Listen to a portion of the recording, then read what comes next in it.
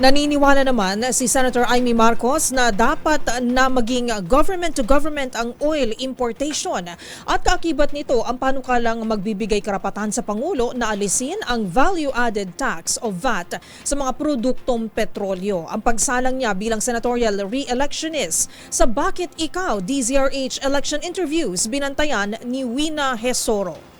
Iminumungkahi ni Senator Amy Marcos na bigyang kapangyarihan si Pangulong Ferdinand Marcos Jr. na alisin ang value-added tax o VAT sa mga produktong petrolyo. Sa Bakit Ikaw series ng DZRH para sa midterm elections, sinabi ni re-electionist Amy Marcos na kailangang government-to-government na ang importasyon ng langis. Ang aking panukala, unang-una, kinakailangan siguro mag-government-to-government na importasyon na ng ating langis. Kasi yun ang ginagawa ng tatay ko noon eh. Nakikisuyo dito sa mga karatig bansa, yung mga kapitbahay sa ASEAN, Indonesia, Malaysia. May langis yan eh. At saka nakakausap mo na pwede ba wag na munang kumita yung mga dambuhalang oil companies. Sinasabi ko nga na dapat tanggalin na yung VAT. Ayan. Kapag lumampas yung presyo ng labis-labis, wag na magdagdag ng 12%. Bigyan natin ang Pangulo ng kapangyarihan na ibagsak yung VAT.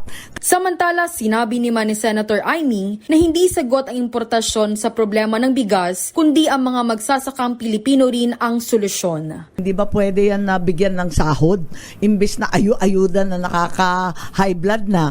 Abay, bigyan na lang natin ng sahod, parang 4-piece. May maayos na listahan sa marginal farmers and fisher folk. Kahit maliit lang, at least meron silang may aasahan. Kasi parang sugal na yung agrikultura. Iminumungkahi rin niyang maging tax-free ang mga farm inputs para makatulong sa mga magsasaka. Hindi ba pwedeng ibagsak ang buwis dyan? Hindi ba pwedeng tax-free na lang si abono? Tama. Ayun na nga yung sinasabi ko. Kasi pangangailangan yan, inputs yan ng ating magsasaka.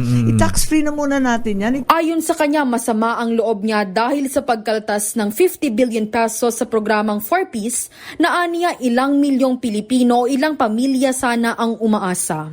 Ayon sa kanya, pwedeng magkaroon ng malawakang pantawid na hindi ayuda, kundi maayos na listahan na makapagbibigay ng tulong buwan-buwan.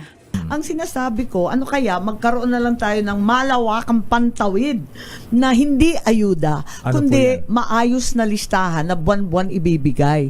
Pero listahan na talagang walang pake ang congressman, walang pake ang kapitan. Aniya sa kanyang pagtakbo, gustong-gusto niyang iahon ang bansa, pati na rin ang pangalan ng kanilang pamilya. Nakataya talaga ako dito sa administrasyon na to. Ako'y Marcos.